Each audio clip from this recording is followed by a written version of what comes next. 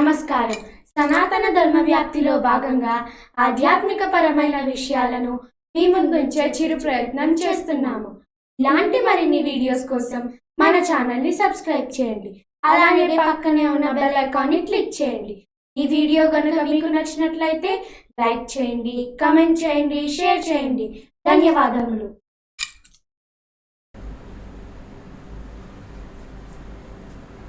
శుక్లాంబరధరం విష్ణుం శశివర్ణం చతుర్భుజం ప్రసన్నవదనం ధ్యాయేత్ సర్వవిఘ్నోపశాంతయే. మూకం కరోతి వాచాలం పంగుం లంఘయతే గిరిం యత్కృపాతమహం వందే పరమానందమాధవం. యం బ్రహ్మా వరుణేంద్రరుద్రమరుతః శృణ్వంతి దివ్యైస్తవైః వేదైः సాంగపదక్రమోపనిషదైः గాయంతి యం సామగాః. ధ్యానావస్థితతద్గతేన మనసా పశ్యంతి యం యోగినాం యస్యాంతాసు సువిదాసురాసురగణాః దేవాయ తస్మై నమః. వసుదేవసుతం దేవం కంసచాణూరమర్ధనం దేవకీ పరమానందం కృష్ణం వందే జగద్గురుం. వాగర్ధావివ సంతృప్తౌ వాగర్ధప్రతిపత్తయే జగతః పితరౌ వందే పార్వతీ పరమేశ్వరౌ. శృతిస్మృతిపురాణానాం ఆలయం కరుణాలయం నమామి భగవత్పాదశంకరం లోకశంకరం. గురుర్బ్రహ్మా గురుర్విష్ణుః గురుర్దేవో మహేశ్వరः గురుః సాక్షాత్ పరబ్రహ్మ తస్మై శ్రీ గురవే నమః. పరమేశ్వర స్వరూపమైనటువంటి సభకు నమస్కారం.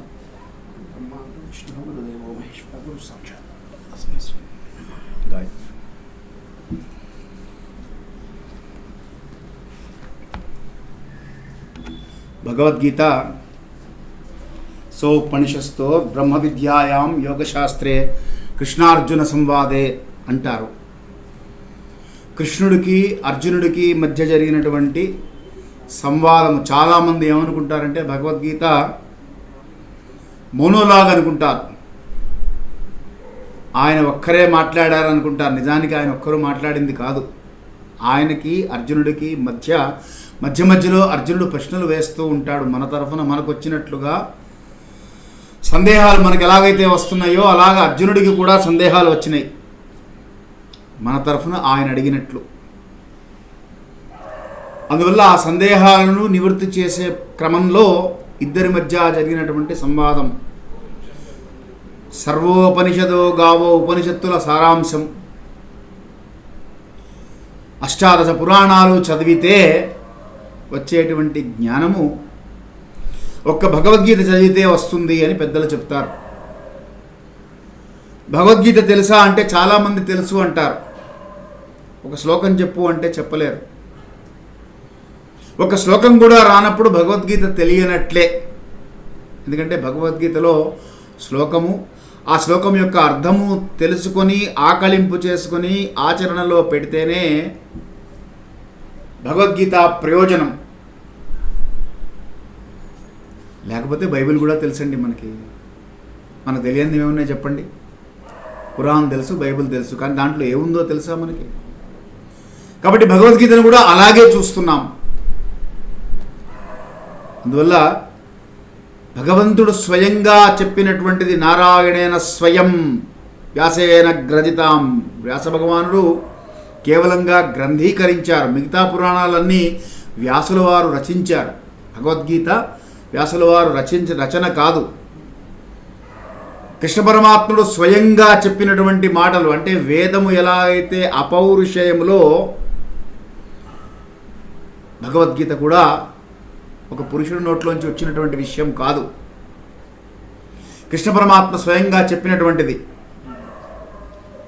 కాబట్టి భగవద్గీతలోని శ్లోకాలను సరిగ్గా అర్థం చేసుకునే ప్రయత్నం చేసే క్రమంలో మనం మొట్టమొదటి అధ్యాయం అర్జున విషాద యోగంలో ఉన్నాం. గత వారం అసంకల్పితంగా ఒక ఒక విషాదం కుటుంబంలో చోటు చేసుకోవడంతో, మా వంశజ్ఞులు ఒకరు కాలం చేయడంతో దశాహమైంది ఆ రోజు. అందువల్ల చెప్పలేకపోయాను, భగవద్గీతని మార్చవలసి వచ్చింది, నన్ను మన్నించెదరుగాక. విషాదయోగం ప్రారంభం చేశాం కనుక అర్జున విషాదయోగము అన్నాం. ఈ యోగం అంటే ఏమిటో చెప్పుకున్నాం గత వారం మనం.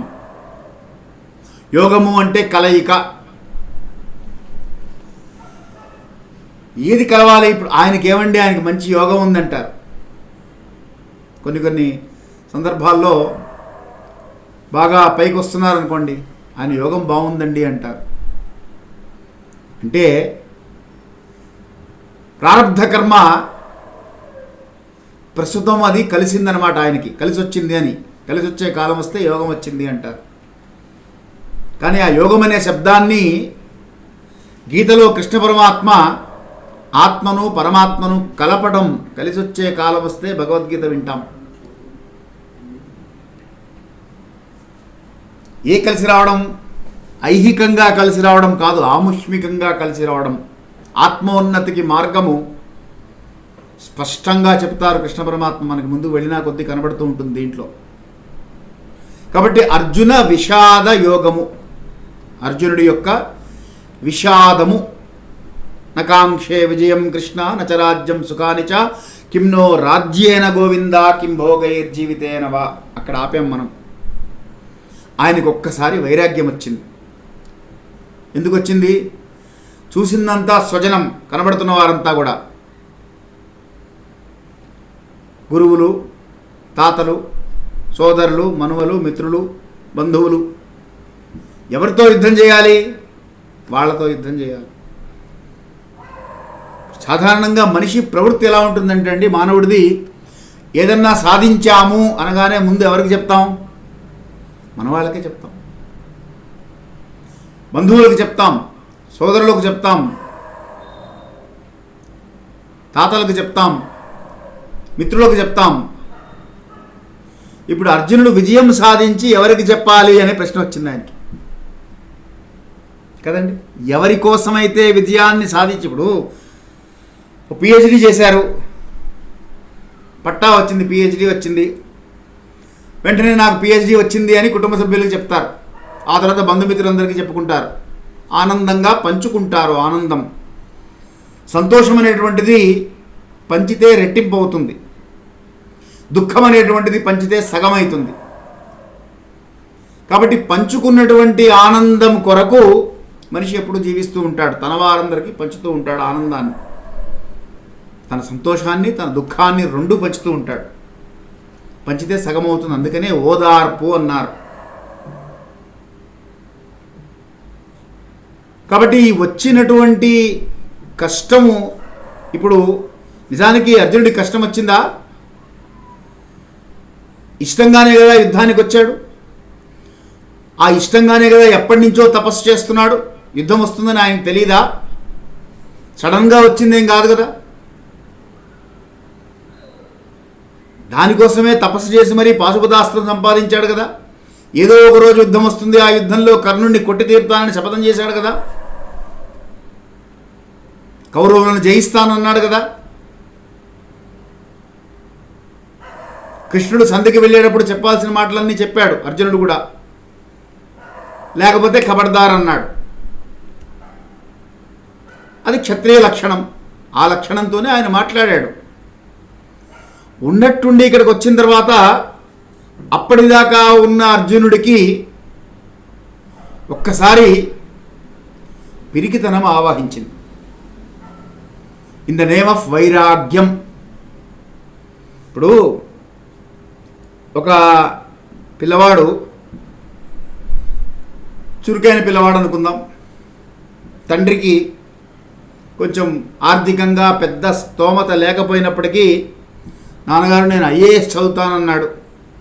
సరే పిల్లవాడు పైకి వస్తాడు కదా అని తండ్రి ఏదో పిఎఫ్ లోన్ పెట్టి అది పెట్టి పిల్లవాడిని చదివిద్దామనే ఉద్దేశంతో చక్కగా చదివిస్తున్నాడు. పిల్లవాడు కూడా చక్కగా చదువుకుంటున్నాడు, బాగుంది. ఐఏఎస్కి ట్యుటోరియల్ కోచింగ్ తీసుకున్నాడు. మెయిన్స్ ఎగ్జామ్ ప్రిలిమినరీ రాశాడు ఫస్ట్, ప్రిలిమ్స్ పాస్ అయ్యాడు. మళ్ళీ ఫలానా ఊళ్ళో ఫలానా కోచింగ్ అయితే బాగుంటుంది నాన్నగారు అన్నాడు. ఈ తండ్రి కష్టపడి సంపాదించి ఇచ్చాడు. ఆ పిల్లవాడు కూడా కష్టపడి చదువుతున్నాడు బాగా. మెయిన్స్ ఎగ్జామ్ కూడా బాగా రాశాడు, క్వాలిఫై అయ్యాడు.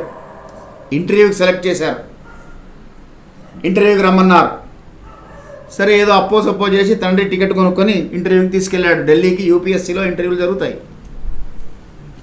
అక్కడికి వెళ్ళిన తర్వాత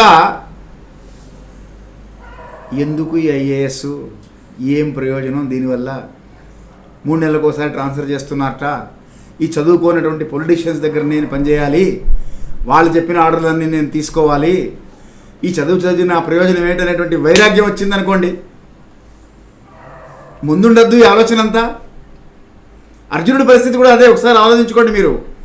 క్షత్రియుడు, యుద్ధం చేయడానికి సిద్ధపడ్డాడు, యుద్ధభూమికి వచ్చాడు. వచ్చిన తర్వాత ఇప్పుడు ఇది ఎటువంటిదంటే మనకి వివాహంలో పిల్లవాడు స్నాతకోత్సవం జరుగుతుంది. స్నాతకంలో ఏం చేస్తారంటే ఈ పెళ్లి కొడుకుని కాశీ యాత్రకు పంపిస్తారు. వైరాగ్యం వచ్చింది అని అర్థం. అక్కడ స్నాతకం అంటే పట్టా ఇచ్చినట్లు, విద్య పూర్తయింది నాయన, ఇంకా ఏం చేయాలని అడుగుతాడు గురువుగారిని. అక్కడ నువ్వు కాశీ వెళ్ళు అంటాడు ఆయన. కాబట్టి కాశీ యాత్రకు బయలుదేరతాడు. ఇప్పుడు ఈయన వైరాగ్యం వచ్చేసిందా, కాశీ యాత్రకు బయలుదేరినటువంటి వాడిని ఏదో ఒక రిచువలిస్టిక్గా బావమరిది వస్తాడు, బతిలాడతాడు, అలా నువ్వు వెళ్ళకయ్యా, దానికంటే ఉత్తమమైనటువంటి మార్గం ఉన్నది, గృహస్థాశ్రమము ఇంకా విశేషమైనటువంటిది తరించడానికి. కాబట్టి నా చెల్లెలినో నా అక్కనో ఇస్తాను నీకు, కాబట్టి నువ్వు ఆవిడని స్వీకరించవలసింది, గృహస్థాశ్రమం నిర్వర్తించుకోవాల్సింది అని చెప్తాడు. ఆ కార్యక్రమం విరమించుకొని పెళ్లి చేసుకొని వస్తాడు. అంతేగాని నిజంగానే నాకు వైరాగ్యం వచ్చింది నేను వెళ్ళిపోతాను అన్నాడు అనుకోండి, అప్పుడు నేను కాశీ వెళ్తానని ఊరుకుంటారా? అప్పటిదాకా సగం కట్నం డబ్బులు తీసేసుకొని లేదా కార్యక్రమం అంతా చేయించి పెళ్లికంతా ఏర్పాటు చేసి బంధుమిత్రులందరూ ఊరుకుంటారా? ఈ వైరాగ్యము కూడా ఎప్పుడు రావాలో అప్పుడు రావాలి, ఎక్కడ రావాలో అక్కడ రావాలి. అంతేగాని ఎప్పుడు పడితే అప్పుడు నాకు వైరాగ్యం వచ్చేసింది అంటుంటాం మనం కూడా కొన్ని సందర్భాల్లో. పరీక్ష రాయలేక కొంతమంది అంటుంటారు నేను వదిలేశానండి ఆ పరీక్ష. మనవాడు అర్జునుడు అలా ఉన్నాడు. ఇప్పుడు అర్జునుడి పరిస్థితి అది. అయితే అర్జునుడిని మనం తక్కువ అంచనా వేయడానికి లేదండి. ఆయన సామాన్యుడు కాదు అర్జునుడు. నరనారాయణ స్వరూపంలో ఇద్దరిలో ఒకటి ఆయన. కాబట్టి అటువంటి వాడికి కూడా విషాదం ఏర్పడింది. కాబట్టి సామాన్యులకు ఎంత కష్టం, పెద్ద విషయం కాదు. సామాన్యులకు కూడా వస్తూ ఉంటుంది కష్టం. కాకపోతే సామాన్యులకు వచ్చేటువంటి విషాదము ఐహికమైనటువంటి విషయం. అర్జునుడికి విషాదం ఎందుకు వచ్చిందో ఇప్పుడు చెప్తాడు. మాట్లాడుతున్నాడు ఇప్పుడు అర్జునుడు. సేనయోరుభయోర్ మధ్య రథం స్థాపయమేచ్యుత అన్నాడు కదా. ఉభయ సేనల మధ్య రథాన్ని తీసుకెళ్ళవయ్యా కృష్ణ అని. ఇదిగో తీసుకొచ్చాను చూడన్నాడు ఆయన. చూశాడు. తండ్రులు, తాతలు, మేనమామలు, బంధువులు అందరూ ఉన్నారు. ఒక్కసారి మోహం అనేటువంటి పట్టింది. మోహం అనేటువంటిది మాయ. మోహం ఏం చేస్తుందంటే లేని దాన్ని ఉన్నట్టుగా చూపిస్తూ ఉంటుంది. అశాశ్వతమైనటువంటి దాన్ని శాశ్వతమని భ్రమింపజేస్తుంది. నిజము కానిటువంటి దాన్ని నిజము అని చూపిస్తుంది. నిజం అన్నట్లుగా అనిపిస్తూ ఉంటుంది. భార్యాభర్తలు కొట్టుకుంటున్నారనుకోండి, అది నిజమా? ప్రణయ కలహాల మాతోటి వివాదం తగువే భలే వినోదం అన్నాడు ఒక కవి, సినిమా కవి. కాబట్టి ఆ కలహాలు నిజంగా ఉండవు. అందుకనే భార్యాభర్తల మధ్యలోకి వెళ్ళకూడదు అన్నారు. ఎవరు ప్రమేయం పనికిరాదు, మూడో వ్యక్తి ప్రమేయం పనికిరాదు, వాళ్ళే రిజాల్వ్ చేసుకోవాలి. కనుక ఈ విషాదం అనేటువంటిది ఏర్పడ్డప్పుడు అర్జునుడికి విషాదం ఎందుకు ఏర్పడిందో ఇప్పుడు చెప్తున్నాడు. నకాంక్షే విజయం కృష్ణ నచరాజ్యం సుఖాని చ కిమ్నో రాజ్యేన గోవింద కిం భోగైర్ జీవితేనవ. దేని కొరకు నేను యుద్ధం చేస్తున్నాను? భోగాల కొరకు కదా. ఆ భోగాలు నేను అనుభవించి ఎవరికి చూపించుకోవాలి? నేను ఫలానా ఉద్యోగం సాధించాను, నెలకి 2 లక్షల జీతం అని తండ్రికి గర్వంగా చెప్పుకోవాలి. ఆ తండ్రి లేడనుకోండి, ఆ పిల్లవాడు ఎవరికి చెప్పుకుంటాడు? పాపం తల్లి ఉంటే తల్లికి చెప్పుకుంటాడు, తల్లిదండ్రులు లేని అనాథ ఎవరికి చెప్తాడు? బంధుమిత్రులు ఉంటే వాళ్ళకి చెప్తాడు. వాళ్ళు లేరు ఎవరికి చెప్తాడు? మిత్రులకు చెప్తాడు. ఇట్లా ఎవరో ఒకళ్ళు ఉండాలి మనిషికి, ఉంటే కానీ చెప్పుకోలేడు. అందరినీ చంపుకొని నేను ఈ విజయం సాధించి మాత్రం ఏం చేస్తాను అని లాజికల్ ప్రశ్న వేశాడు అర్జునుడు. ఇంకా అడుగుతున్నాడు ఆయన, అక్కడ ఆగలేదు. ఏషామర్థే కాంక్షితం నో రాజ్యం భోగం సుఖాని చ తయిమేవ స్థితా యుద్ధే ప్రాణం త్యక్త్వా ధనాని చ. అర్జునుడికి దుర్యోధనుడికి తేడా ఇది. దుర్యోధనుడు ఏమన్నాడంటే, నా కోసం ఈ సైన్యమంతా సిద్ధంగా ఉంది, వాళ్ళు ప్రాణాలు అర్పించడానికి సిద్ధంగా ఉన్నాడు అన్నాడు. అర్జునుడు కూడా అదే మాట అన్నాడు, నా కోసం వీళ్ళంతా ప్రాణాలు అర్పించడానికి సిద్ధంగా ఉన్నారు అని. కానీ దుర్యోధనుడి ప్రొజెక్షన్లో వాళ్ళు పోయినా పర్వాలేదు, నాకు రాజ్యం కావాలని ఉంది. అర్జునుడి ఆలోచనలో నా కోసం వాళ్ళు పోవడం ఏమిటి అని ఉన్నది. ధర్మము అధర్మము అనేటువంటివి రెండు ఈ స్వల్పమైనటువంటి థిన్ డివైడింగ్ లైన్ అంటారు దాన్ని. అక్కడ ఉంటుంది తేడా మన ఆలోచన విధానంలో. కాబట్టి అర్జునుడు అంటున్నాడు, వీళ్ళంతా నా కోసం వచ్చారు యుద్ధానికి, అటువైపు కానీ ఇటువైపు కానివ్వండి. జయాపజయాలు దైవాధీనం, చెప్పలేం మనం. ఎవరు గెలుస్తారో ఎవరు గెలవరో చెప్పలేరు. అటువైపు వాళ్ళు పోవచ్చు, ఇటువైపు వాళ్ళు పోవచ్చు. ఎవరు పోయినా నా వాళ్లే కదా, నేను కోరబట్టే కదా, నాకు యుద్ధకాంక్ష ఉండబట్టే కదా ఇది జరుగుతోంది. కాబట్టి దానికి కారణం నేనవుతాను. ఇది అధర్మం కదా కృష్ణ అని ప్రశ్నించాట అర్జునుడు. ఇంకా చెప్తున్నాడు, ఎవరున్నారు అక్కడ? ఆచార్య పితర పుత్ర తదైవ చ పితామహ. అందరూ గురువులు, తండ్రులు. పుత్ర అంటే పుత్ర సమానులు. పితామహులు మాతులా శ్వశురా పౌత్ర శాలా సంబంధినస్తత. ఏతాన్నహంతుమిచ్ఛామి ఘ్నతోపి మధుసూదన. వీళ్ళందరినీ చంపడం నాకెందుకో ఇచ్చ కలగడం లేదు కృష్ణ, నాకు ఇష్టం అనిపించడం లేదు. అపి త్రైలోక్య రాజ్యస్య హేతో కిం ను మహీకృతే. 3 లోకాలు నాకు ఇస్తా అన్నా సరే వీళ్ళందరినీ చంపడం నాకు ఇష్టం లేదు. ఇక భూమండలం ఒక పెద్ద విషయమా? భూమి మీద ఒక చక్రవర్తిత్వమో ఒక రాజ్యమో వస్తే నాకు అది పెద్ద విషయం కాదు. నిహత్యధార్త రాష్ట్రాన్న కా ప్రీతి స్వజనార్దన. వీళ్ళందరినీ చంపుకొని ఎవరి కొరకు రాజ్య సుఖములు అనుభవించాలి, సంపాదించాలని నేను అనుకుంటున్నానో వాళ్ళనే చంపేస్తే ఇంక ఈ రాజ్యం ఎందుకు, ఈ సుఖం ఎందుకు? కాబట్టి వాళ్ళని చంపడం నాకు ఇష్టం లేదు కృష్ణ. అంతేకాదు, ఎందుకంటే అర్జునుడు కూడా బాగా చదువుకున్నవాడు, జ్ఞానం ఉన్నటువంటి వాడు, ధర్మచింతనాపరుడు, కృష్ణుడితో తిరిగాడు, సహచరుడు, సహయోగి, సంబంధీకుడు. కాబట్టి కృష్ణుడి ఆలోచనలు అర్జునుడి ఆలోచనలు ఒకే రకంగా ఉంటాయి. మనం అది మర్చిపోకూడదు, ఆ బ్యాక్గ్రౌండ్ ఎప్పటికప్పుడు మర్చిపోకూడదు. ఇవాళ కలవల వాళ్ళిద్దరు, చిన్నప్పటి నుంచి కలిసే ఉన్నారు. కాబట్టి అర్జునుడి ఆలోచనలు కూడా తక్కువ ఉండవు. పాపమేవాశ్రయేదస్మాన్ హత్వైనా తాతతాయినః. అర్జున, కృష్ణ, వీళ్ళంటే ఆతతాయిలు. అంటే మనం ఆకతాయిలు అంటుంటాం. వాళ్ళంటే దుర్మార్గులు. ఆతతాయిలు అంటే దుర్మార్గులు. శాస్త్రం చెప్తుంది ఆకతాయిలు ఎవరు అంటే అగ్నిధోగరధశ్చైవ శస్త్రపాణిర్ధనాపహృత్ క్షేత్రదారాహరశ్చైవ షడైతేనాతతాయినః. ఆతతాయిలు అంటే ఎవరు అంటే దుర్మార్గులు అని చెప్పింది. ఎటువంటి దుర్మార్గులు?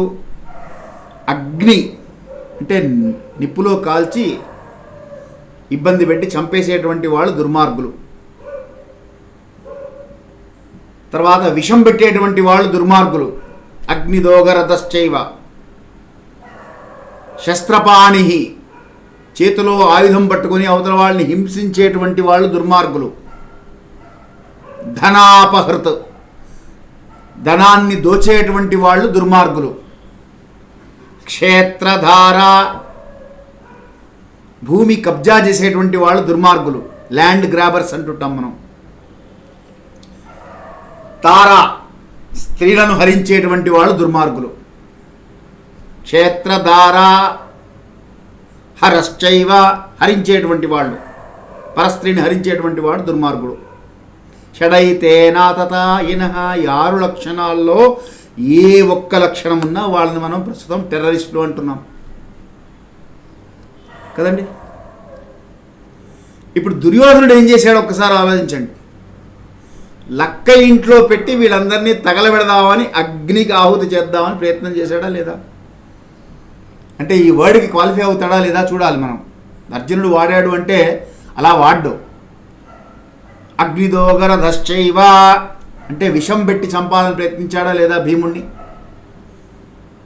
ఆయన ఏదో నాగలోకానికి వెళ్ళి 1000 ఏనుగుల బలం సంపాదించుకొని వచ్చాడు. అది అదృష్టవంతులకు ఆపదలు కూడా సంపదల్లాగానే పరిణమిస్తాయి. They will see opportunity in every problem.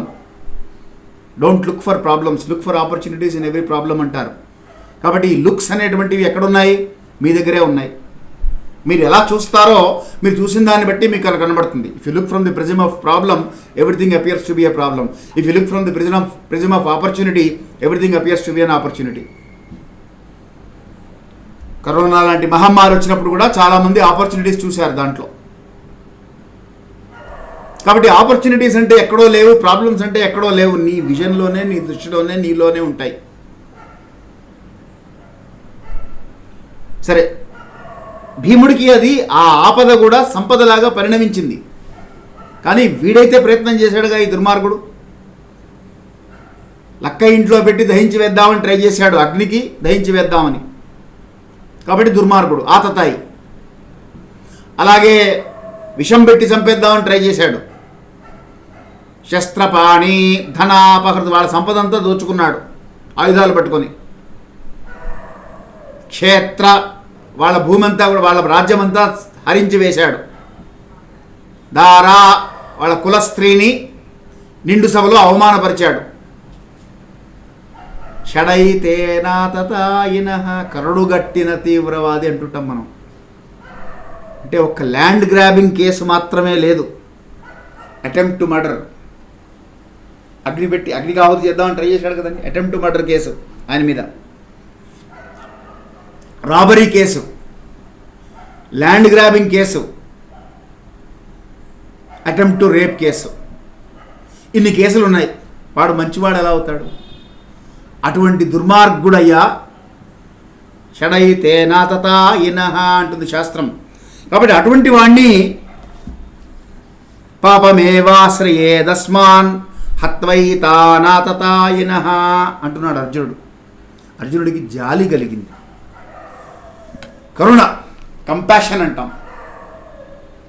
ఇప్పుడు డాక్టర్ ఉన్నారండి, ఆపరేషన్ చేయాలి, పాపం ఆయన గుండెకు వస్తే ఏమవుతుందో అనుకున్నాడు. చేయగలుగుతాడా? ఎక్కడ జాలి ఉండాలో అక్కడ జాలి ఉండాలి. యుద్ధంలో సైనికుడికి జాలి ఉండకూడదు, డ్యూటీలో ఉన్న పోలీసు వాడికి జాలి ఉండకూడదు, గుళ్ళో పూజారికి జాలి ఉండాలి. కానీ డ్యూటీలో ఉన్న పోలీస్కి, మిలిటరీలో ఉన్న సైనికుడికి జాలి వేస్తే వాడు చంపేస్తాడు అవతల వాడు. కాబట్టి జాలి పనికిరాదు. కానీ అర్జునుడికి జాలి కలిగింది. ఎందుకు జాలి కలిగింది? మన అనుకుంటే అయ్యో పాపం అనిపిస్తుంది. ఈ మోహంలో పడ్డాడు. ఈ మోహంలో పడి నిజము కానటువంటిది నిజము అనేటువంటి భావనలో ఉన్నాడు మనిషి. అర్జునుడు ఉన్నాడు అంటే మనం మీకు గత వారం కూడా చెప్పాను నేను, మీరు ఎప్పుడూ గుర్తుంచుకోవాలి. అర్జునుడు అంటే ఎవరో కాదు, మనమే. కృష్ణ పరమాత్మ మనకే చెప్తున్నాడు, ఎక్కడ జాలి ఉండాలో అక్కడ జాలి ఉండాలి. లాలయేత్ 5 వర్షాణం ధార్తయేత్ 10 వర్షణాం తాడయేత్ 10 వర్షణాం అని కూడా ఒక వర్షం ఉంది దానికి. పుత్రే 16 వర్షాణం మిత్రవదాచరత్ అని పిల్లవాడిని తండ్రి జాలి చూపించాడు అనుకోండి, వాడు చెడిపోతాడు. వాడిని ఎప్పుడు కొట్టాలో అప్పుడు కొట్టాలి. 16 ఏళ్లలోపు వాడిని ఎన్నిసార్లైనా కొట్టు, 5 ఏళ్ల దాకా వాడిని కొట్టకు. లాలయేత్ 5 వర్షాణం ధార్తయేత్ 10 వర్షణాం. 10 ఏళ్ల పిల్లవాడిని నువ్వు సరి చేయవలసిన బాధ్యత నీకుంది. పిల్లవాడిని సెట్ చేయాలి నువ్వు. జాలి చూపించడం కాదు. వాడు తప్పు చేస్తుంటే తప్పు చేశాడని దండిస్తే రెండోసారి ఆ తప్పు చేయకుండా ఉంటాడు. కానీ అర్జునుడికి ఇక్కడ అంతటి దుర్మార్గుడి మీద కూడా జాలి కలిగింది. అది మోహం అంటే. ఉండకూడనిది తీసుకొచ్చి పెడుతుంది, లేనిది ఉన్నట్టుగా చూపిస్తూ ఉంటుంది. ఇప్పుడు వాళ్ళకు కూడా ఆ ప్రేమ ఉండాలిగా. మరి వాళ్ళకి ఆ ప్రేమ అంటే అసలు యుద్ధమే లేదుగా. 5గురికి 5 ఊళ్ళు ఇమ్మన్నాడు, ఇచ్చేసి ఉండేవాడు. అసలు యుద్ధం జరిగేది కాదు. యుద్ధం దాకా వచ్చింది అంటే అవతల వాడు దుర్మార్గుడు, నీకు అర్థమైపోతోంది ఇక్కడ. కానీ నువ్వు జాలి చూపిస్తున్నావు, అది పనికిరాదు. అర్జునుడు అంటున్నాడు, పాపమేవాశ్రయే తస్మాన్, మనకి పాపమే వస్తుందయ్యా. అంటే తన ధర్మం ఏమిటో కూడా తాను మర్చిపోయాడు అర్జునుడు. యుద్ధంలో ఎవరిని సంహరించినా పాపము రాదు. యుద్ధ భూమిలో ఒకసారి శంఖం ఊదారు, యుద్ధం ప్రారంభమైంది అంటే శరణాగతన్నా వేడాలి, సంహారం అన్నా చెయ్యాలి. రెండే మార్గాలు. There is no third option. అందువల్ల పాపం ఎలా వస్తుంది? తస్మాన్నార్హా వయం హంతుం ధార్తరాష్ట్రాన్ స్వబాంధవాన్ స్వజనం హి కథం హత్వా సుఖినస్యా మాధవ. ఓ మాధవ, స్వజనమును చంపుకొని ఏం సుఖపడతామయ్యా? నిజమేగా మరి. అంటే ఈ స్టేట్ ఆఫ్ కన్ఫ్యూజన్లో ఉన్నవాడు ఒక్కోసారి కరెక్ట్ మాట్లాడుతుంటాడు, ఒక్కోసారి కరెక్ట్ మాట్లాడు. మెదడుకి మోకాలికి లింక్ పెడతాడు. లింక్ పెట్టి దాంట్లో ఇలా ఉంది కాబట్టి ఇది ఇలా జరిగిందని చెప్పడానికి ప్రయత్నం చేస్తుంటాడు. ఇప్పుడు అర్జునుడి పరిస్థితి, మైండ్ సెట్ అలాగే ఉంది అర్జునుడికి. కులక్షయకృతం దోషం మిత్రద్రోహే చ పాతకం. అంతేకాదు కృష్ణ, కులనాశనం చేసినటువంటి దోషం ఏర్పడుతుంది అన్నాడు.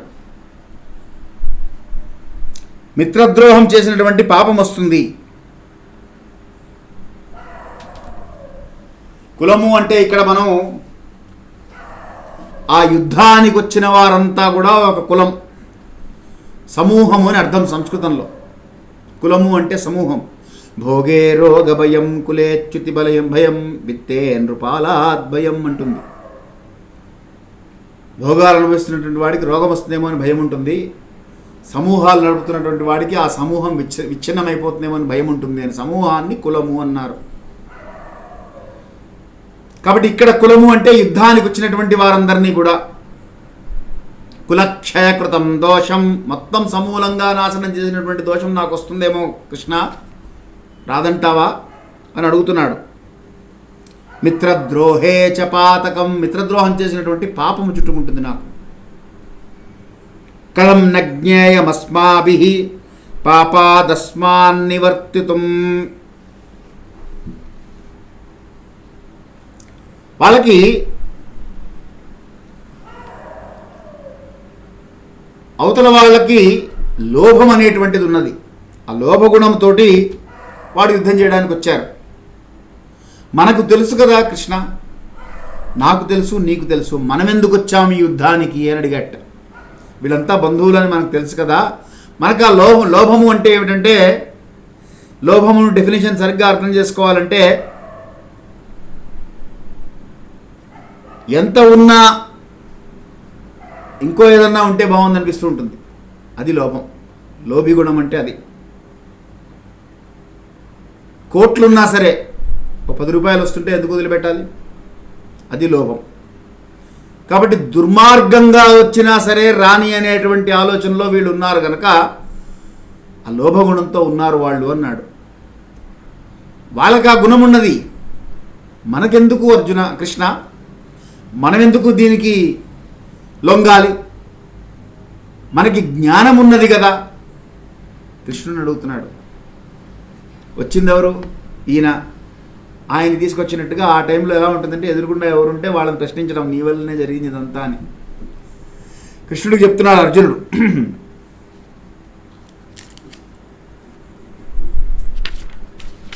అంతేకాదు, కులక్షయే ప్రణశ్యంతి కులధర్మా సనాతన ధర్మే నష్టే కులం కృష్ణ అధర్మోభిభవత్యుత. ఎంత జ్ఞానం లేకపోతే ఈ మాట మాట్లాడతాడండి అర్జునుడు.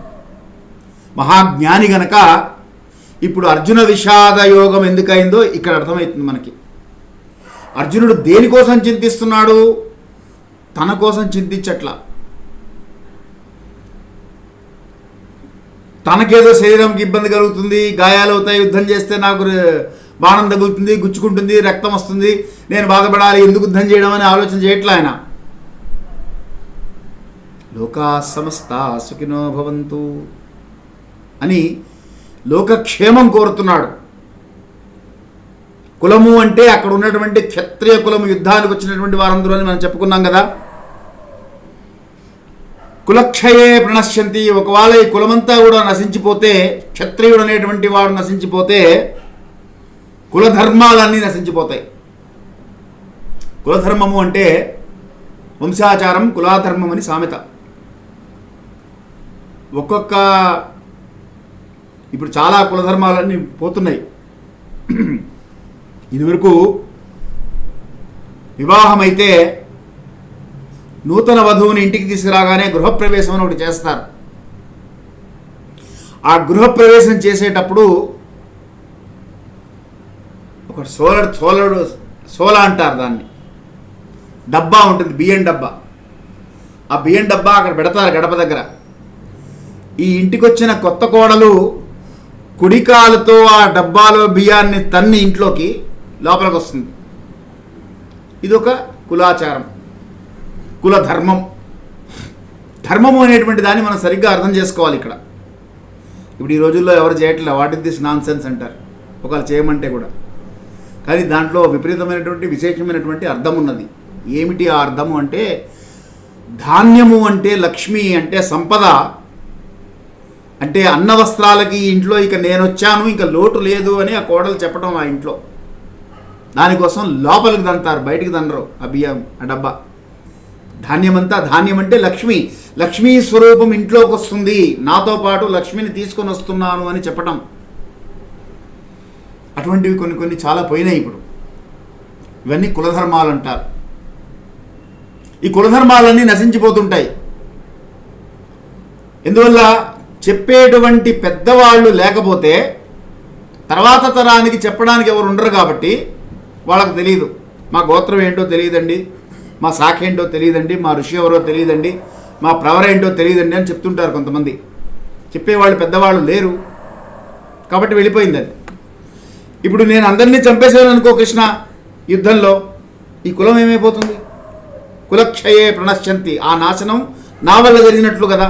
నేను కదా కర్తృత్వాన్ని ఆపాదించుకుంటున్నాడు అర్జునుడు. తాను చేస్తున్నాను అనేటువంటి భావనలో పెడుతున్నాడు. నేనే చేస్తున్నాను, భగవంతుడు కాదు అనేటువంటి భావనలో పెడుతున్నాడు. కృష్ణుడు ఆల్రెడీ అక్కడ ఉన్నాడు, ఆయనే ఆల్రెడీ ఇంతకుముందు చేశాడు. అందుకనే చెప్తాడు తర్వాత కృష్ణ పరమాత్మ భగవద్గీతలో ముందు మనకు వస్తుంది తర్వాత. ద్రోణం చ భీష్మం చ జయద్రథం చ కర్ణం సదాన్యాన్యప్యోధ వీరాన్ మయా హతాం త్వం జదిమా వేదిష్ట యుద్ధస్వజేత అని చెప్తాడు. నువ్వేంటయా చంపేది, వీళ్ళందరూ ఆల్రెడీ చచ్చిపోయారు, నేనే చంపేశానని. కానీ ఇక్కడ ఈ సందర్భంలో అర్జునుడు తాను కర్తృత్వాన్ని ఆపాదించుకుంటున్నాడు.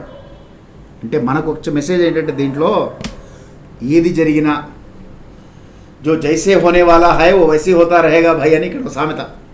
ఇక్కడ అంటుంటారు, ఏది ఎలా జరగాలో అలా జరుగుతూ ఉంటుంది, మనం నిమిత్తం మాత్రం ఉంటూ ఉన్నాం, మధ్యలో అనుకోగలగాలి. అనుకుంటే అప్పుడు మనకి విషాదం ఉండదు, లేకపోతే విషాదంలో మనం కూడా చిక్కుకుంటాం. అర్జున విషాదం కాదు, రామచంద్రమూర్తి విషాదం అవుతుంది. కాబట్టి చిక్కుకోకుండా ఉండాలి అంటే అది అలా జరగాల్సింది జరుగుతోంది, భగవంతుడు జరిపిస్తున్నాడు, నేను అక్కడ ఉండాలి కాబట్టి ఉన్నానంతే. నిమిత్త మాత్రం భవ సవ్యసాచిన అంటాడు. నువ్వు నిమిత్త మాత్రం అయ్యా గుర్తుంచుకో అని. కనుక అర్జునుడు ఇప్పుడు ఆలోచించేది ఏమిటి? తాను కర్తృత్వాన్ని ఆపాదించుకొని నేను నాశనం చేస్తున్నాను అనుకుంటున్నాడు. కాబట్టి కులక్షయే ప్రణశ్యంతి. కులధర్మ సనాతనమైనటువంటి కులధర్మాన్ని చెప్పేవాళ్ళు కూడా ఎవరు ఉండరయ్యా. కాబట్టి ధర్మే నష్టే కులం కృష్ణ అధర్మో విభవత్యుత. ఎప్పుడైతే ధర్మం నశించిపోతుందో అధర్మం ప్రవృత్తి చెందుతుంది, సహజమే కదా అది. కాబట్టి ధర్మం జరగదు, కాబట్టి అధర్మం జరుగుతూ ఉంటుంది. అధర్మాభిభవాత్ కృష్ణ ప్రదుష్యంతి కుల స్త్రియ. స్త్రీషు దుష్టాషు వార్ష్ణేయ జాయతే వర్ణశంకర. వార్ష్ణేయ అంటే వృష్ణి వంశంలోకి చెందినటువంటి వాడా, కృష్ణుడి వంశం అది. ఇక్ష్వాకు వంశం రాముడిలాగా వృష్ణి వంశానికి చెందినటువంటి వాడు కృష్ణుడు, అందుకని వార్ష్ణేయ అనేటువంటి శబ్దాన్ని వాడారు ఇక్కడ. కాబట్టి అర్జునుడు అంటున్నాడు, అధర్మము బాగా అభివృద్ధి చెందింది అంటే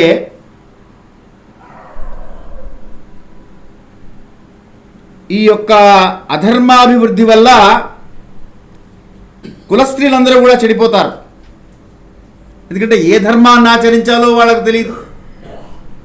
ఇప్పుడు భారతదేశంలో మనని బ్రిటిష్ వాళ్ళు పాలించినటువంటి రోజుల్లో కొంతమంది ఇంగ్లాండ్ దేశం నుంచి ఇక్కడికి వచ్చి ఇక్కడి ఆడవాళ్ళని పెళ్లి చేసుకున్నారు. వాళ్ళని ఆంగ్లో ఇండియన్స్ అంటున్నాం కదా. ఇప్పుడు they are neither Indians Nar English. వాళ్ళ ఆచారాలు వేరుంటాయి, వాళ్ళ వ్యవహారాలు వేరుంటాయి. ఇవి అవి కలిపి సంకరం అవుతుంది. అటు కాకుండా ఇటు కాకుండా ఉంటారు. అలాగే వియత్నాం వార్ జరిగినప్పుడు అమెరికన్స్ వెళ్ళారు, అక్కడ కొన్ని దశాబ్దాల పాటు ఉన్నారు. ఉండి అమెరికానో వియత్నమీస్ అనేటువంటి ఒక కొత్త కల్చర్ వచ్చింది. బెల్జియానో ఫిలిపినో అనేటువంటి కల్చరు. ఇటువంటివి రేసిజమ్స్ అంటుంటాం మనం. కానీ రేసిజంలో కూడా కొన్ని ప్లస్ పాయింట్స్ ఉన్నాయి. అలా అని రేసిజంని పూర్తిగా మూఢంగా నమ్మడం కాదు, దాన్ని అర్థం చేసుకోగలగాలి. మనిషి జీవనం ఆనందంగా ఉండాలంటే ఇప్పుడు కొన్ని దేశాల్లో విపరీతమైనటువంటి కల్చర్ ఉంటుంది. భారతదేశంలో ఆ కల్చర్ లేదు. This is India, this is not west అంటుంటారు మన వాళ్ళు కొన్ని సందర్భాల్లో. అంటే ఇక్కడ ఉన్నటువంటి ఆచారము, వ్యవహారము, ధర్మము ఆయా దేశాల్లోకి వచ్చినప్పటికీ మారిపోతూ ఉంటుంది. ఈ దేశంలో వాళ్ళు ఆ దేశంలో స్త్రీని వివాహం చేశారు, లేదా ఈ దేశంలో స్త్రీ ఆ దేశంలో పురుషుని వివాహం చేసుకుంది అనుకోండి, ఆ ఇంట్లో ఈ దేశం ఆచారం ఉండదు, ఆ దేశం ఆచారం ఉండదు, కొత్త ఆచారం ప్రారంభమవుతుంది. దీన్ని వర్ణ సంకరము అన్నారు. కాబట్టి అది చేసిన వాడిని అవుతాను కృష్ణ నేను. స్త్రీషు దుష్టాసు వార్ష్ణేయ జాయతే వర్ణశంకర. వర్ణశంకరం ఏర్పడుతుంది కదా కృష్ణ దీనివల్ల. దానికి కారణమైనటువంటి వాడు శంకరో నరకాయైవ కులజ్ఞానాం కులస్య చ. కులాన్ని నాశనం చేసినటువంటి వాడిని అయిపోతాను కృష్ణ నేను. పతంతి పితరో హ్యేషాం లుప్త పిండోదక క్రియ. ఎన్ని ధర్మ సూక్ష్మాలు చెప్తున్నాడో చూడండి అర్జునుడు. పతంతి పితరో హ్యేషాం. పితృలోకాల్లో ఉన్నటువంటి పితృదేవతలందరూ కూడా కిందకి దిగిపోతారయ్యా ఈ వర్ణశంకరం వల్ల. దానికి కారణం ఎవరు? నేనవుతాను. లుప్తపిండోదక క్రియ. వాళ్ళకి తర్పణాలు ఇచ్చేటువంటి వాళ్ళు ఉండరు, పిండ ప్రదానాలు చేసేటువంటి వాళ్ళు ఉండరు. ఇది సందర్భం కనుక మనం ముఖ్యంగా చెప్పుకోవాలి. రాబోయే 4 రోజుల్లో మనకి మహాళయ పక్షములు ప్రారంభమవుతున్నాయి.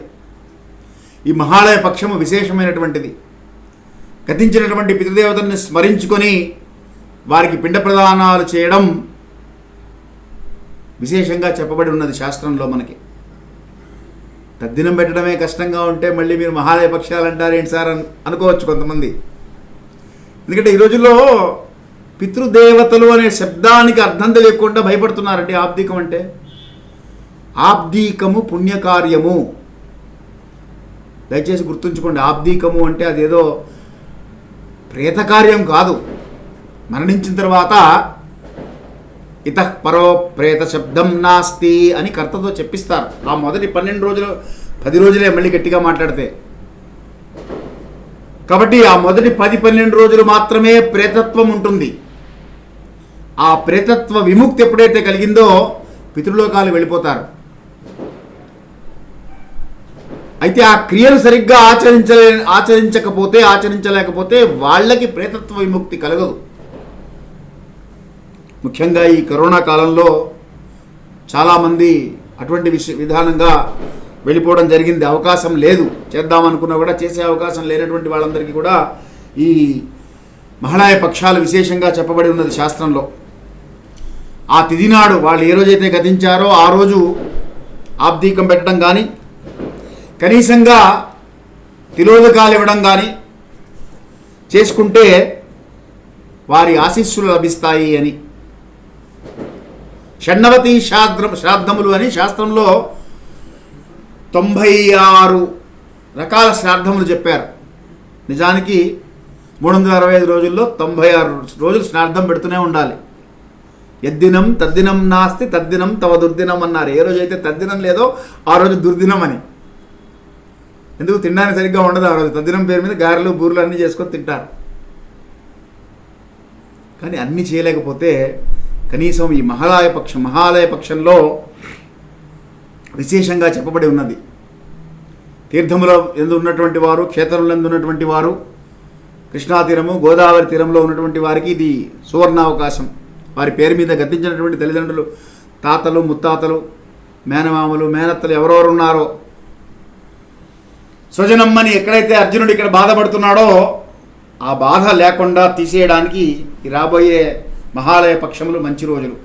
కాశీ దాకా వెళ్ళి చేయగలిగితే గంగలో సహస్రయాగం చేసినటువంటి ఫలితం వస్తుంది అన్నారు.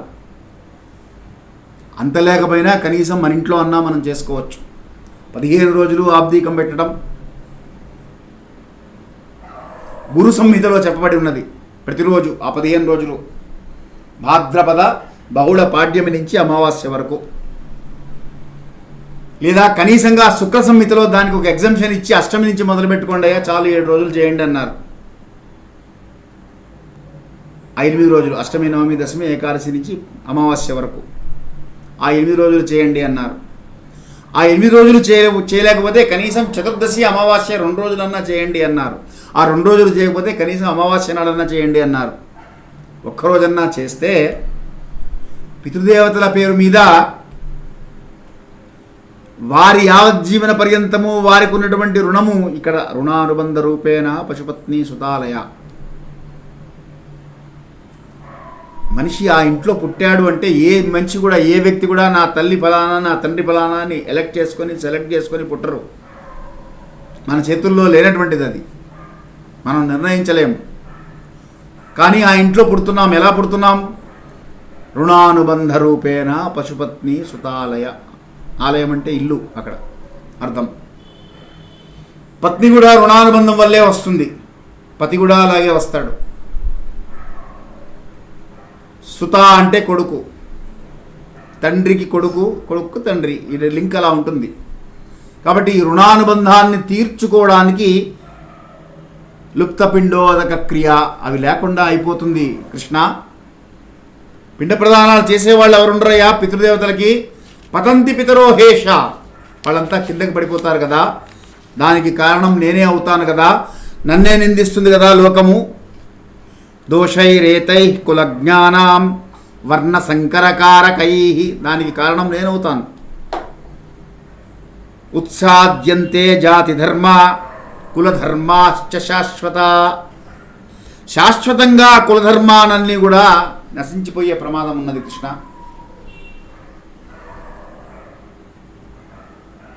ఇప్పుడు మొన్న ఒక అమెరికాలో 40-30 సంవత్సరాల క్రితం వెళ్ళిపోయి సెటిల్ అయిపోయినటువంటి వాళ్ళు ఇప్పుడు సెకండ్ జనరేషన్ వచ్చింది అక్కడ.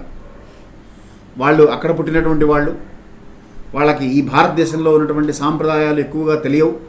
అక్కడే పుట్టి అక్కడే పెరిగారు కనుక ఆ పిల్లలు అక్కడే పెరిగి పెద్దవాళ్ళు అయ్యారు.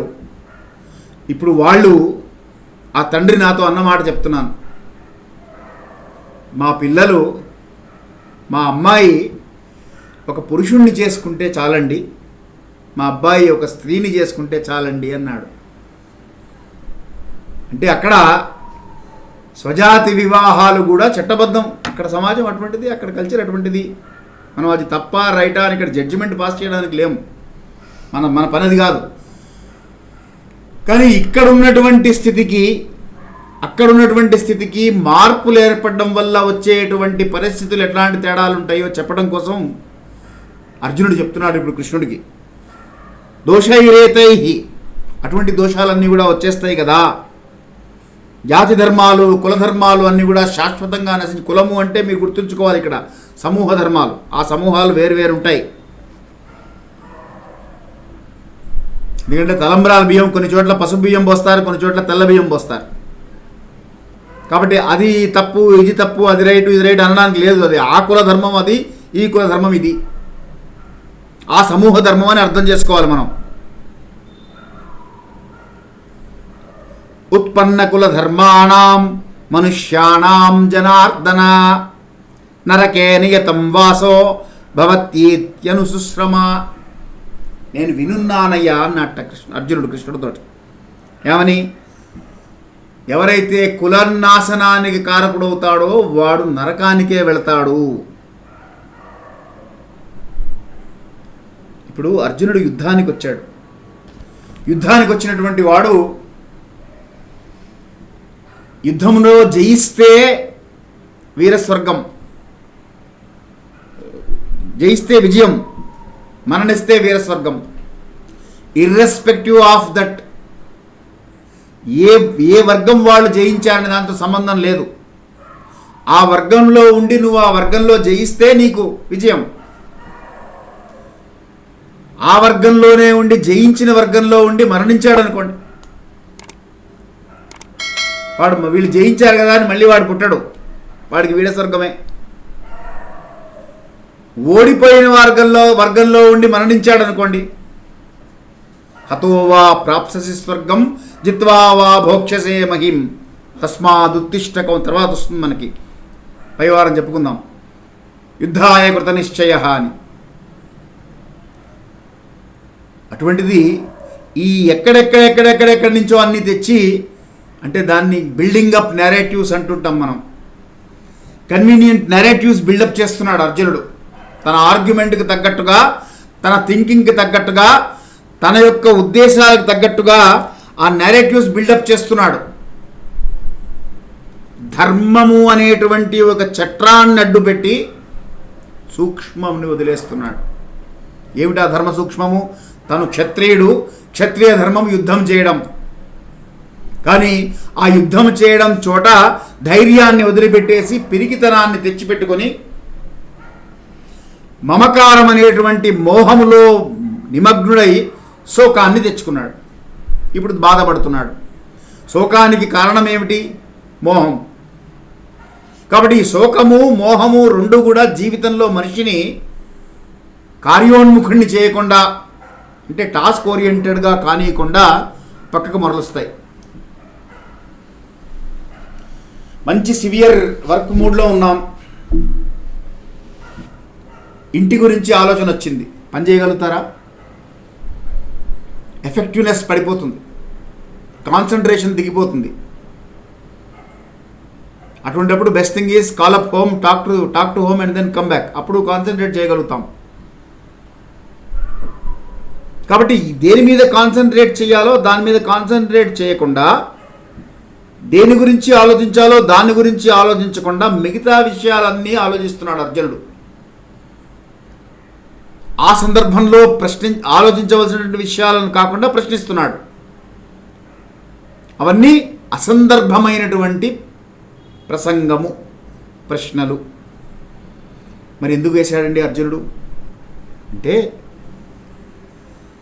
ప్రతి మనిషి కూడా అటువంటి సిట్యుయేషన్లో అప్పుడప్పుడు పడుతూ ఉంటాడు. మనందరికీ కూడా విషాదాలు ఉంటాయి. ఆ విషాదం ఉన్నప్పుడు that is the situation given to us. Whether you react or you respond is your choice. You have to make a choice. మీరు నిర్ణయం తీసుకోవాలి, రియాక్ట్ అవుతారా, రెస్పాండ్ అవుతారా అని. ఆ ఉన్నటువంటి పరిస్థితికి అనుగుణంగా మనం నిర్ణయం తీసుకుంటే ఆ నిర్ణయానికి మీరు బాధ్యత వహించాలి. కాబట్టి బాధ్యత వహించినప్పుడు వచ్చేటువంటి పరిణామాలకి మీరే అనుభవించబోతున్నారు. మీరు అనుభవిస్తారు కనుక ఈ అనాలిసిస్ అనేది కనుక సరిగ్గా లేకపోతే వచ్చే ప్రమాదం ఏమిటో మనకి కృష్ణ పరమాత్మ తర్వాత నుంచి చెప్పుకుంటూ వస్తాడు. అర్జునుడు చేస్తున్నటువంటి అనాలిసిస్ ఒక యుద్ధానికి వచ్చినటువంటి యోధుడు చేయవలసిన అనాలిసిస్ కాదు. పురాణం చెప్పే నాలాంటి వాడు అనాలిసిస్ చేయవలసిన అనాలిసిస్. అర్జునుడు కాదు కదా, ఆయన వచ్చింది యుద్ధానికి. కానీ ఆయన చేస్తున్నది ఏమిటి? తన ధర్మాన్ని వదిలిపెట్టేసి, యుద్ధం చేయవలసినటువంటి ధర్మాన్ని అంటే తను చేయవలసినటువంటి పనిని వదిలిపెట్టేసి మిగతా వాళ్ళందరి గురించి ఆఫీసులో కూర్చొని మాట్లాడుతూ కూర్చున్నాడు అనుకోండి. సో అర్జునుడు ఉన్నటువంటి పరిస్థితి అది. ఈ పరిస్థితుల్లో మాట్లాడుతున్నాడు. అహోబత మహాత్పాపం కర్తుం వ్యవస్థితా వయం యద్రాజ్యసుఖలోభేన హంతుం స్వజనముద్యత. అహోబత మహాత్పాపం. ఎంత ఆశ్చర్యకరంగా ఉంది కృష్ణ. ఈ మహాపాపాన్ని చేయడానికి నువ్వు నేను పూనుకున్నామా అని కృష్ణుడు కూడా కలిపేశాడు. ఎందుకంటే తప్పు చేసేవాడు ఒక్కడు చేయట, ఇంకొకటి ఎవడో కలుపుకుంటాడు ఏదో ఒక కారణం వల్ల. మొట్టమొదటి సిగరెట్ తాగేవాడు పిల్లవాడు ఎవడో ఒకరిని చెడగొడతాడు వాడితో పాటు. అందుకని show me your friends, I will tell your character అన్నాడు. ఎటువంటి వాళ్ళ మధ్యలో తిరుగుతున్నావో దాన్ని బట్టి నీ యొక్క నడవడిక, ప్రవర్తన ఇవన్నీ కూడా ఉంటాయి, ఏర్పడతాయి. మనిషి స్వభావాలు ఇవన్నీ కూడా. అందుకని అర్జునుడు అన్నట్ట, ఇంతటి మహాపాపానికి మనమెలా పూనుకున్నాం? అన్నీ తెలిసినటువంటి వాళ్ళం కదా కృష్ణ. యది మామ ప్రతీకారం అశస్త్రం శస్త్రపాణయ ధార్తరాష్ట్రారణే హంతున్ స్తన్మే క్షేమతరం భవేత్. ఇక్కడ రూలింగ్ పాస్ చేస్తున్నాడు అర్జునుడు. ఏమని రూలింగ్ పాస్ చేస్తున్నాడు? నేనైతే యుద్ధం చేయనయ్యా. వాళ్ళు ఊరుకుంటారా? వాళ్ళు ఊరుకోరు కదా. యుద్ధభూమికి వచ్చావు, వచ్చిన తర్వాత వాళ్ళు ఊరుకోరు కాబట్టి వాళ్ళు చంపేస్తారు. నా చేతుల్లో శస్త్రం లేకపోయినా సరే, శస్త్రం వాళ్ళ ఆదతాయిలు, వాళ్ళ దుర్మార్గులు, వాళ్ళకి ధర్మము అధర్మము ఏమీ లేదు, ఇవన్నీ తెలిసి ఈయనకి. అందుకని వాళ్ళు చంపేస్తారు నన్ను. వాళ్ళు నన్ను చంపేసినా సరే అదైనా నాకు క్షేమమే. లేదు వదిలిపెట్టేస్తారా? బతుకుంటే బిచ్చం ఎత్తుకొని తింటాను, కానీ రాజ్యం మాత్రం నాకొద్దు, నేను మాత్రం యుద్ధం చేయను. తన ధర్మం ఏమిటి? క్షాత్రధర్మాన్ని వదిలిపెట్టి శ్రేయాన్ స్వధర్మో విగుణ పరధర్మాత్ అనుష్ఠితాత్ స్వధర్మే నిధనం శ్రేయ పరధర్మో భయావహ అని చెప్పింది అందుకు కృష్ణుడు. అది వచ్చినప్పుడు మళ్ళీ మీకు వివరిస్తాను అక్కడ. ఈ సందర్భంలో మనం గుర్తుంచుకోవాల్సింది, తాను చేయవలసిన పనిని చేయకుండా, ఆఫీస్లో కూడా మీకు ఇలాంటి వాళ్ళు తగులుతుంటారు. వాళ్ళ ఓన్ నేరేటివ్స్ వాళ్ళు బిల్డప్ చేసి, బాస్ ఏదో పని కావాలి రేపటి లోపల కావాలన్నాడు అనుకోండి, ఈయన ఇట్లాగే ఇస్తుంటాడు అన్ని అర్జెంట్ అని చెప్పి, రేపటి లోపల ఎందుకు కావాలి, దానికి ఇంకా టైం ఉంది కదా, ఆ నోటిఫికేషన్ నేను చూశాను, ఆ నోటిఫికేషన్లో నెక్స్ట్ వీక్ దాకా టైం ఉందని ఈయన సొంత నేరేటివ్స్ బిల్డప్ చేస్తుంటాడు. ఈయన తెలియని విషయాలు చాలా ఉంటాయి అవతల, కానీ అన్నీ తెలిసిన వాళ్ళలాగా మాట్లాడుతూ ఉంటాడు. మన వాడి పరిస్థితి, అర్జునుడి పరిస్థితి అలా ఉంది. అందుకని నేనైతే యుద్ధం చేయను అని రిజైన్ చేసేసాడు, రిజిగ్నేషన్ లెటర్ ఇచ్చేసాడు కృష్ణుడికి. ఏవముక్త్యార్జున సంఖ్యే రథోపస్థ ఉపావిశత్ విసృజ్య ససరం చాపం శోక సంవిజ్ఞమానస. శోకములో ఉన్నాడు, దుఃఖములో ఉన్నాడు. సంవిజ్ఞమానస, కల్లోలమైనటువంటి మనసుతో ఉన్నాడు. అంటే హృదయ దౌర్బల్యం ఏర్పడింది, నిర్ణయించలేకపోతున్నాడు, ఏం చేయాలో తోచడం లేదు. మనసు ఉద్విగ్నతకు లోనైంది. కనబడుతున్న స్వజనులు, బంధువులు, మిత్రులు, మనుమలు, తాతలు, ముత్తాతలు, బంధువులు, గురువులు, మేనమామలు వీళ్ళందరినీ చంపి నేను ఎందుకు యుద్ధం చెయ్యాలి అని శసరం వదిలిపెట్టేశాట. గాంధీవాన్ని వదిలిపెట్టి కూలబడ్డాడు రథంలో. యుద్ధం చేయని వాడైతే వెళ్ళిపోవాలి కదా సార్, ఎందుకు కూర్చున్నాడు? నేను చేయను అని వెళ్ళిపోలేదు అర్జునుడు. నేను వెళ్ళిపోతున్నాను అర్జున, కృష్ణ నన్ను చంపేశారు, నేనైతే వెళ్ళిపోతున్నా యుద్ధం నుంచి అని. అంటే అర్జునుడు మనం అర్థం చేసుకోవాల్సింది ఇక్కడ పిరికివాడు కాదు, అధర్మపర్తనుడు కాదు. క్షాత్రధర్మము, యుద్ధం చెయ్యాలి, నేను వదిలిపెట్టి యుద్ధభూమి నుంచి వెళ్ళిపోకూడదు అనేటువంటి జ్ఞానంతోనే ఆలోచన చేశాడు. కానీ ఆయనకి స్వతహాగా వచ్చినటువంటి ధర్మ సందేహాలన్నింటినీ కూడా లిస్ట్ డౌన్ చేసుకుంటూ వచ్చాడు. ఇప్పుడు ఈ ధర్మ సందేహాలన్నిటికీ సమాధానం ఎవరు చెప్పాలి? కృష్ణుడు చెప్పాలి. కృష్ణుడు మాట్లాడా? ఇప్పటిదాకా ఆయన ఏం మాట్లాడలా, వింటున్నాడు. ఎందుకంటే సమాధానం చెప్పి ఈ అధ్యాయం అంతా ఆయన ఏం మాట్లాడు. అర్జునుడు కృష్ణుడు మాట్లాడండి నెక్స్ట్ అధ్యాయం నుంచి వస్తుంది. నిజమైన భగవద్గీత 2వ అధ్యాయం నుంచి స్టార్ట్. మొదటి అధ్యాయం అంతా అర్జున గీత. ఇదంతా అర్జునుడు చెప్పినటువంటి మాటలేగా ఇవన్నీ. ఆయన నిజంగా మొదలెట్టింది అక్కడ, కానీ ఆయన మొదలు పెట్టడానికి కావలసినటువంటి ఫౌండేషన్ ఇక్కడ వేశాడు అర్జునుడు. కాబట్టే శిష్యుడు గనక గొప్పవాడైతే గురువు కూడా శోభిస్తాడంటారు. ఆయన వేసే ప్రశ్నలు అటువంటివి ఉంటాయి. గురు శిష్యుల పరంపరలో కలిపినప్పుడు రామచంద్రమూర్తి వశిష్ఠుల వారిని అడుగుతారు, కిం నో రాజ్యేన గోవింద కిం భోగయే జీవితేనవా అని కృష్ణుడు అర్జునుడు అడిగినట్లుగా కోహం కిమిదమాగతం అని 16 ఏళ్ల వయసులో రామచంద్రమూర్తి వశిష్ఠుల వారి దగ్గరికి వెళ్ళి, నేను ఎవరిని ఈ రాజ్యం నీకు రాజ్య పట్టాభిషేకం చేస్తారట అని చెప్తే, అసలు నేను ఎవరిని గురువర్యా, నేను ఎందుకు వచ్చాను, కిమిదమాగతం ఎందుకు వచ్చాను ఇక్కడికి అని వశిష్ఠ గీత అని అక్కడ గీత ఉన్నది. వారిద్దరి మధ్య అద్భుతమైనటువంటి విషయం బయటకు వచ్చింది గురు శిష్యుల పరంపరలో. అలాగే మనకి రామకృష్ణ పరమహంస, స్వామి వివేకానంద, వారిద్దరి పరంపరలో బోల్డ్ విషయాలు సమాజానికి అందినాయి. అటువంటి విశిష్టమైనటువంటి శిష్యుడు కనుక అర్జునుడు వేసినటువంటి ప్రశ్నలు వదిలిపెట్టేసి కూర్చున్నాడు. ఇప్పుడు ఏమి తోచట్లేదు, దిక్కు తోచట్లేదు ఆయనకి ఏం చేయాలో. కానీ యుద్ధభూమి నుండి వదిలిపెట్టి వెళ్ళిపోలా.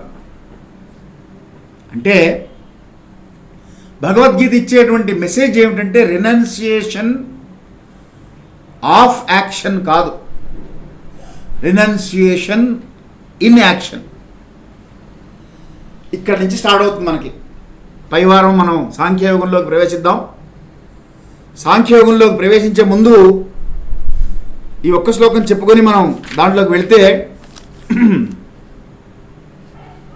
తం తథా కృపయా విష్ణు అశ్రుపూర్ణాకులేక్షణం విషీదంతమిదం వాక్యం ఉవాచ మధుసూదన.